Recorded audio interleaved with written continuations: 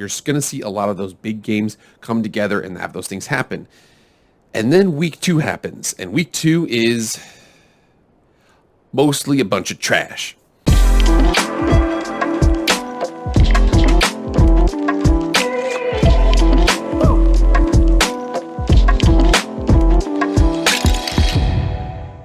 What is up, everybody? It is Jake with Master of Football, back at it again. Happy Friday. Thank you so much for being here. If you want to be up to date on all things EA college football and see a lot of college football content, subscribe to this channel right now. I also do some pro football and Madden videos as well. Like I said, please hit that subscribe button, okay? It's free to you. All it'll cost you is being updated on a lot of things college football, lots of conference realignment stuff, lots of EA college football stuff, and like I said, pro and Madden videos as well. Without further ado, let's get into the video. All right, guys, so the one thing I love about football season is that they're generally pretty smart about how things are scheduled. So you know how college football games are scheduled on Saturday, high school football games are typically on Friday, pro football games are on Sunday, Monday, and now Thursday. Thursday is kind of a weird in-between area, Monday too. But you see the fact that there's definitely some coordination across high school, college, and pro to make sure that the matchups are spread out. However, there is one big issue with college football, and especially I think a big reason why you see conference realignment happening here, and a lot of conferences are talking about we're going to from 8 to 9 games, from 9 to possibly even 10 games, is because they want to increase the number of matchups out there to make sure that the product is that much better on the field. Because the big issue with college football is that week 1 is awesome. Last week we saw Utah, Florida. We saw LSU, Florida State. We saw Oregon and Georgia. It didn't end up being a good game. But again, you saw a top flight matchup out there. You're just going to see a lot of those big games come together and have those things happen. And then week 2 happens, and week 2 is mostly a bunch of trash. So I want to bring this up all of the FBS. And for the most part here, I mean, there's a couple of games on here. You know, Louisville and UCF. UCF is favored by 5.5 at home. They lost to Louisville on a crazy play last year. I mean, most of the ranked games are absolutely atrocious. You see Alabama, Texas, the line is 20. Ohio State, Arkansas State, 40.5. I mean, Arkansas and South Carolina, the line is 8.5. There's generally not very many really, really good, close, high-level matchups. UNC is favored by 7 at Georgia State. That's, whatever. There's a couple of them down here. I mean, first of all, Southern Utah is just not even on the list. Tennessee and Pittsburgh looks like an okay matchup. 6 points on the road there for Tennessee. They are favored by 6, so that's not a bad matchup there. What else is there? There's actually a couple of these that are interesting. Houston visiting Texas Tech. Texas Tech is favored by 3.5. That's an interesting matchup, but again, not nearly as many as week 1. Iowa State's an interesting matchup just because it's a natural rivalry down there. There's oh yeah, Gardner Webb, Coastal Carolina. Everybody stop the presses. 33-point favorite for Oklahoma over Kent State, who just got destroyed by Washington. And then we have Kentucky and Florida. This is interesting. 6.5-point dog for Kentucky, Kentucky on the road there at Florida. So that's an interesting matchup. It's getting more interesting, but again, not as many top flight matchups as we saw in week 1. However, there was one that caught my eye. I do like USC Stanford. USC Stanford's okay, but again, that's because we're just seeing if Stanford or USC is ready to compete physically with Stanford. We're definitely looking forward to that matchup. And then Hawaii and Michigan is not going to be a close game. Virginia Tech, Boston College is interesting. 2.5-point victor or favorite at home. And then, what else do we have here? Here's where it gets a little interesting. I actually do like Oregon State visiting Fresno State. Oregon State just beat Boise State. Fresno State just won their week 1 matchup as well. So Oregon State is favored by 1 on the road at Fresno State. Interesting matchup to watch there. The most interesting matchup, in my personal opinion, is right here. Number 9 Baylor is visiting BYU. BYU is a 3-point favorite at home. It is a late night kickoff out there, 8:15 Mountain, which means 9 Central, which is where Baylor is from. This is a really interesting game. Just to make sure people know, this game is actually the Sailor Bowl because Baylor Bear has the Baylor Sailor Bear has a sailor hat, and now there's the Sailor Cougar hat. So it's going to be called the Sailor Bowl. This matchup is most interesting to me. Okay, Baylor coming off of the fact that they were the Big 12 champs last season. Big 12 champs by about maybe a couple inches against Oklahoma State.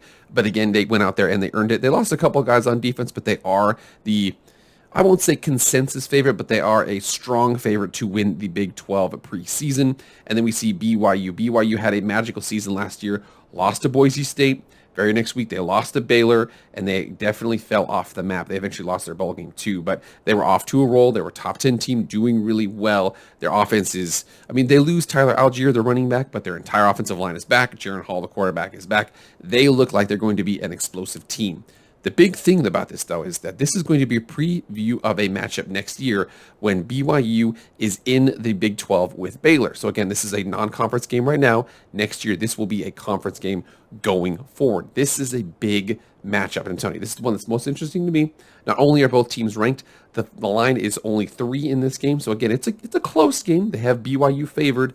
Baylor did beat BYU at McLean Stadium in Waco last year. Now they're going up to Provo, and BYU is the favorite. However, let's check and see what happened last season, because I want to make sure you give precedent for what happened last year and then what you have to look forward to this season.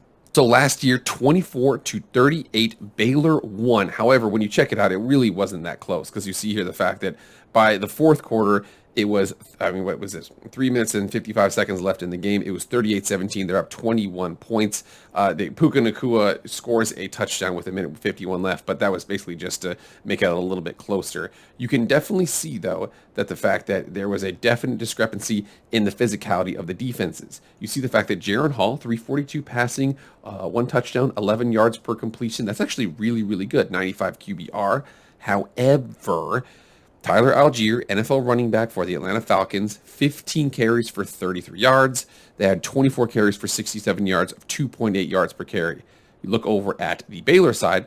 Now, Jerry Bohannon wasn't as efficient passing the ball, 18 for 28, 231, 1 touchdown, 1 interception. But you come down here. This was the big difference in the game, and the biggest question mark for BYU, are they physical enough to handle Big 12 offensive lines on their defensive side of the ball, because they gave up 47 carries, 303 yards, 6.4 yards per carry, and 4 touchdowns. Abram Smith, 27 carries, $188, 3 touchdowns. Treston Ebner, 11 for 95, 7 yards a carry, 8.6 yards a carry. Josh Fleeks had 1 carry for 6 yards. You can definitely tell there was a discrepancy between the physicality of the defensive lines. Baylor's defensive line did a good job of stopping BYU, whereas BYU's defensive line had issues with the physicality of Baylor's rushing attack. And that's always been a big question. So remember, back in the day when TCU joined the Big 12, TCU basically said our outside perimeter speed, we were plenty fine out there. We were going to be fine with that. We had issues with the physicality in the middle. And actually, you can even see that with TCU now. TCU played Colorado earlier this year, and you can definitely tell the outside, their athleticism was incredible. In the middle, though, that's where they can have some issues. When they joined the Big 12, they needed to address that. Utah, when they went from the Mountain West to the Pac-12, they had plenty of size in the middle. They need to address the speed on the outside. BYU, they definitely need to address the size perspective on defense. Offense, I'm telling you right now, their offensive line is one of the biggest and best in the country. There's a lot of guys you need to watch out for. I'm telling you right now. But that being said, do they have the physicality to match up with Big 12 defenses? Big 12 used to be this wide open league where everybody scores a zillion points, and if you only gave up 35, that's a top flight defense in the league. Now, I'm telling you, Oklahoma State last year, you see that Brent Venables was brought into Oklahoma. You got Baylor, who plays good defense. Every team there, you can't just be an offensive team. I know last year we saw, Kansas and Texas play a 57-56 game. But the Big 12 this year and going forward, I believe you need to play some defense. It's no longer just have a top flight offense and go from there. You need to have some defense. In fact, one of those defenders for Baylor had an interesting perspective on BYU. Baylor cornerback Mark Hilton, during media availability, he says Jaron Hall doesn't gamble with it too much, very, very efficient, but he will throw the ball to number 12, Puka Nacua, and we got something for that. That's what he said. I'm not going to play the clip because I don't want to get demonetized or something like that. But again, they're seeing something out there to Puka Nacua. Jaron Hall is an efficient quarterback. And again, he's got plenty of time in the pocket. Solid receivers. They don't have the 4-3 guys, I don't think, something like that. But they do have solid receivers, big targets. And I think that they're going to be a difficult matchup for them. But it sounds like Mark Hilton already kind of knows if you stop Puka Nacua, you can really affect this passing game. So like I said, guys, that is the most interesting matchup to me. I don't mind Houston and Texas Tech. Okay, I don't mind Fresno State and Oregon State. In fact, I'm going to be watching those games as much as I can. The number one matchup for me in week 2, despite the fact, like I said, week 1 is usually awesome. Weeks 2 and 3 kind of suck. They're little preseason conference, conference play kind of games. And then week 3, 4, 5, 6, 7, that's when you get into more of those conference games, more of those regular matchups. So week 2 is typically a down week for college football, but I think Baylor, BYU, 10:15 Eastern Standard Time tomorrow or on Saturday is going to be a matchup that everybody needs to watch. All right, guys, that's one game I want to watch. What games do you guys want to watch? Get in the comments right now and let me know. Also, remember, like, share, comment, subscribe. Thank you for everything you guys do. I really appreciate it. I'll see you guys later. I am out.